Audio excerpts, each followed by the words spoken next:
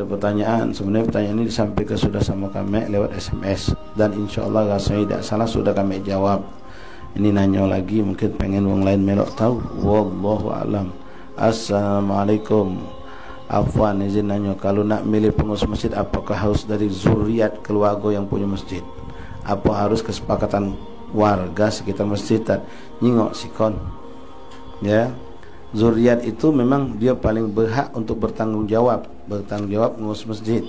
Tapi dia sebenarnya tidak berhak lagi. Kalau sudah buyutnya dulu kami wakafkan untuk umat Islam, berarti kesepakatan umat Islam siapa yang nak dijadikan, bukan harus zuriat. Cuma mereka yang lebih akan merasakan menjaga itu akan lebih kuat ketika zuriat. Beda dengan orang luar.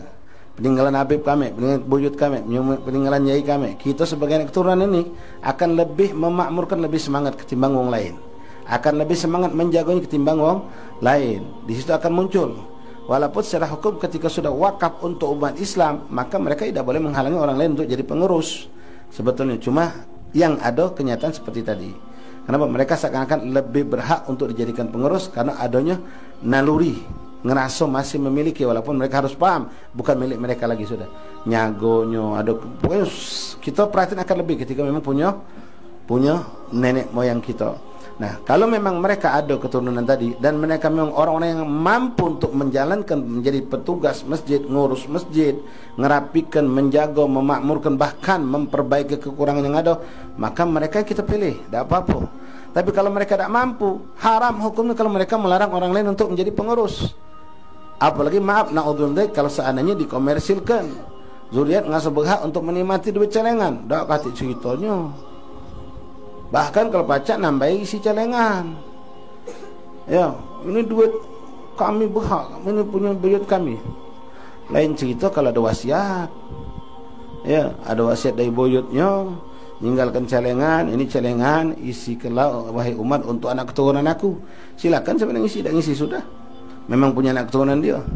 Kalau celengan untuk operasional masjid itu, yang mana boleh dinikmati oleh siapapun termasuk pengurus masjid. Nah, dia zuriat ataupun bukan daripada pendiri atau wakaf masjid, itu sudah babnya. Hati-hati, wakaf untuk masjid tak boleh nak ngatur makan tidak usah, cuma dia nak ngatur Ustaz. Tak boleh untuk ini, tak boleh untuk itu, harus untuk ini baik, tak boleh untuk kesekian. Terlalu diperketat sampai duit numpuk terpakai dah. Ini kan ada yang hobi sebagai masjid, celengan masjid, tabungan masjid pada Jumat hari ini tanggal sekian, akhir saldo 179.450.000 rupiah. Masya Allah, kapet rusak tak digenti, atap bolong tak dibeneri. Haram hukumnya. Orang nyumbang itu untuk dipakai untuk operasional. Kosong kata masjid kata majlis, cari ustaz menjadi hadiah dari duit itu. Udah boleh pakai duit itu, ustaz tu lillahi ta'ala baik. No, kacau juga. Ya, ada orang yang untuk bayar listrik, bayar banyu, dia ngomong jangan pakai duit masjid, biarlah nabai. Silahkan, boleh, tapi jangan larang. Kalau kau mampu silahkan, tapi orang lain pengen juga nyumbang masjid tu celengannya lewat celengan tadi biar dia dapat jariah juga. Jadi yang bijak lah, ya, yang bijak lah. Jadi balik cerita tadi, ya tidak harus menjadi hak milik warisan mereka untuk jadi pengurus, orang lain tidak boleh, tidak. Cuma memang secara naluri ikhwan, orang yang keturunan itu akan secara positif, yang kita harapkan dia akan lebih menjaga, lebih perhatian, lebih memakmurkan, lebih dalam positif ketimbang wong lain. Yang apa? Ini peninggalan yai aku. Kalau aku nyaganya yai aku pasti senang. Aku harus jago nih, harus aku makmurkan. Beda, ta'assub ada, fanatisme itu ada terhadap peninggalan yai kita. Tapi ingat, hukum ketika itu masjid, itu majlis, itu apalah sudah diwakafkan untuk umat, maka berarti milik umat. Nah, jadi pengurusnya silahkan cari di kalangan umat luar. Kalau ada dari zuriat yang pantas mampu, silahkan, karena kita husnuzan kalau dia lebih jagonya, lebih diperhatikannya. Tapi kalau justru sebaliknya, maaf na'udzubillah min dzalik, jadikan kemanfaatan untuk mereka mencari kemakmuran. Nah, ini perlu dicatat ya. Makmurkan masjid, jangan mencari kemakmuran dari masjid. Ini kebanyakan salah. Bukan memakmurkan masjid, tapi mencari kemakmuran dari masjid. Itu yang jadi fitnah. Ya, hanya ribut masalah celengan. Ya, sampai macam-macam. Sekarang ini bingung kita. Ya, nyari dana untuk renov masjid. Siapa yang dapat 10%, berebut lagi. 10% lumayan, bang, sudah dapat 10 juta, sejuta kan tuh.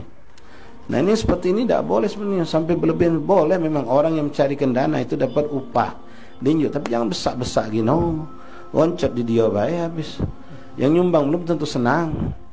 Ya, kalau model dinjuk katakanlah ya sekadar untuk kos bensin, jangan 10%, 1% barangkali. Ya 1% kalau 1 M lumayan. Tapi siapa orang anjuk 1 M? Ya, jadi semuanya itu diatur lah. Ada hukum yang sudah diatur syariat, ada yang butuh musyawarah atau kebijaksanaan. Wallahu a'lam. Bismillah.